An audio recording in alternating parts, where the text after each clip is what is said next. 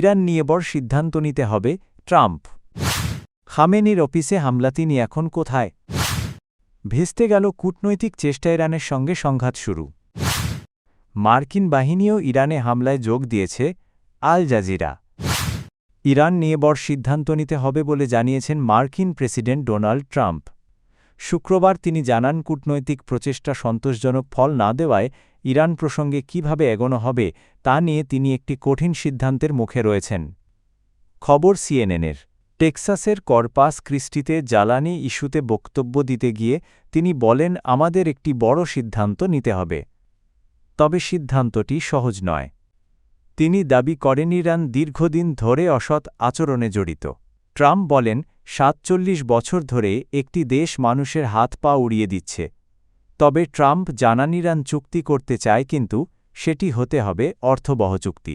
টেক্সাসে যাওয়ার পথে এয়ারফোর্স ওয়ানে তিনি ২ রিপাবলিকান সিনেটর টেড ক্রুজ ও জন করনিনের সঙ্গে এ বিষয়ে আলোচনা করেছেন বলেও জানান।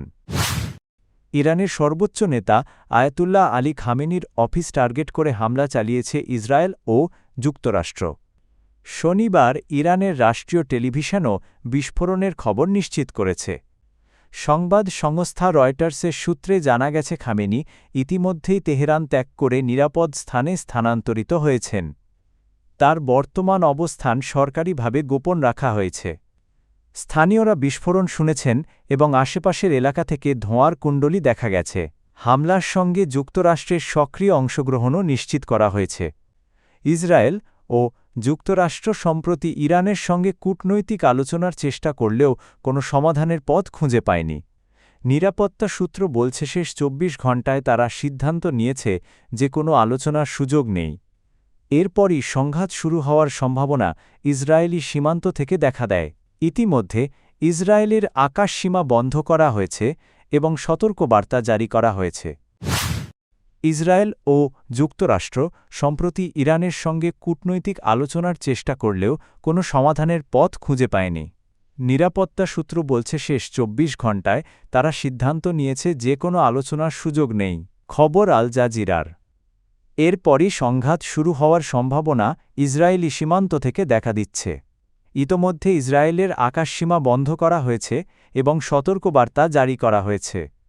এর আগে ওমানের পররাষ্ট্রমন্ত্রী যুক্তরাষ্ট্র সফরে এসে ভাইস প্রেসিডেন্ট জে.ডি. ভ্যান্সের সঙ্গে আলোচনায় অংশ নিয়েছিলেন সংঘাত এড়ানোর চেষ্টা হিসাবে। তবে এখন পরিস্থিতি আরও উত্তেজক এবং সংঘর্ষ অনিবার্য বলে মনে করা হচ্ছে। উল্লেখ্য, শনিবার সকালে ইসরায়েল ইরানের রাজধানী তেহরানে হামলা চালিয়েছে। এ ঘটনার পর ২ দেশের মধ্যে উত্তেজনা আরও বেড়ে গেছে। পরিস্থিতি ঘনিষ্ঠভাবে পর্যবেক্ষণ করছে সংশ্লিষ্টরা। ইরানের ওপর ক্ষেপণাস্ত্র হামলা চালিয়েছে ইসরায়েল। এ হামলায় যুক্তরাষ্ট্রও অংশগ্রহণ করেছে বলে জানা গেছে। আল জাজিরাকে এক মার্কিন কর্মকর্তা জানিয়েছেন, যুক্তরাষ্ট্রের বাহিনী এই হামলায় সক্রিয়ভাবে যুক্ত ছিল।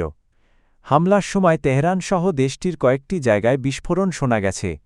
ইরানি কর্তৃপক্ষ এখনও আনুষ্ঠানিক কোনো প্রতিক্রিয়া জানায়নি। ইসরায়েলি সামরিক বাহিনী জানিয়েছে, জনগণকে প্রতিশোধমূলক ক্ষেপণাস্ত্রের সম্ভাবনার বিষয়ে সতর্ক করতে দেশজুড়ে সাইরেন বাজানো হয়েছে। যুক্তরাষ্ট্রের অংশগ্রহণ এ হামলার মাধ্যমে ইরানের ওপর চাপে রাখতে সাহায্য করেছে। ইসরায়েল ও যুক্তরাষ্ট্র সম্প্রতি ইরানের সঙ্গে কূটনৈতিক আলোচনার চেষ্টা করলেও কোনো সমাধানের পথ খুঁজে পায়নি। নিরাপত্তা সূত্র বলছে, শেষ ২৪ ঘণ্টায় তারা সিদ্ধান্ত নিয়েছে যে কোনো আলোচনার সুযোগ নেই। এরপরই সংঘাত শুরু হওয়ার সম্ভাবনা ইসরায়েলি সীমান্ত থেকে দেখা দেয়। ইতোমধ্যে ইসরায়েলের আকাশসীমা বন্ধ করা হয়েছে এবং সতর্কবার্তা জারি করা হয়েছে। এর আগে ওমানের পররাষ্ট্রমন্ত্রী যুক্তরাষ্ট্র সফরে এসে ভাইস প্রেসিডেন্ট জে.ডি. ভ্যান্সের সঙ্গে আলোচনায় সংঘাত এড়ানোর চেষ্টা হিসেবে অংশ নিয়েছিলেন। তবে এখন পরিস্থিতি আরও উত্তেজক এবং সংঘর্ষ অনিবার্য বলে মনে করা হচ্ছে।